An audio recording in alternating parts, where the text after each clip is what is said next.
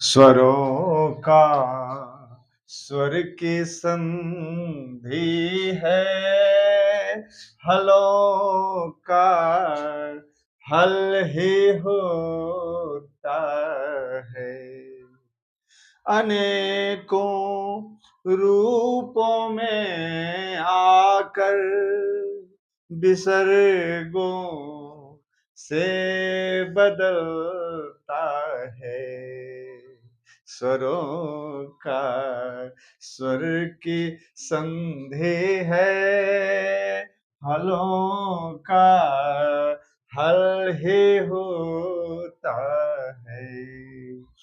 अनेकों रूपों में आकर विसर्गों से बदलता है, विसर्गों से बदलता है।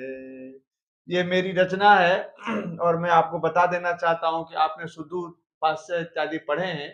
वहाँ पर स्वर की जब संधि होती है तो केवल स्वरों की ही संधि होती है, स्वर ही आपस में मिलते हैं। सुधि का ई और उपास्य का उ आपस में मिलता है। इसी प्रकार से एचो या या दीर्घ संधि या कोई भी संधि जो मैंने आपको बताई है उसमें केवल स्वर की संधि है। हलों में हल का संधि होता है, हल ही होता है। स्तोष चुनाश्चु में या कोई भी आप अष्टनाष्टु या कोई भी सूत्र आपने पढ़ा है, पूर्व रूप पर रूप, उसमें सब में हल ही बदलते हैं।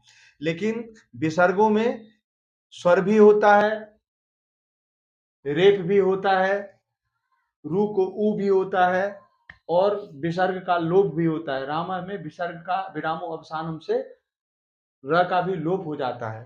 तो कहने का मतलब अनेकों रूपों में आकर के विसर्गों से संधि बदलती है, विसर्ग बदल जाते हैं।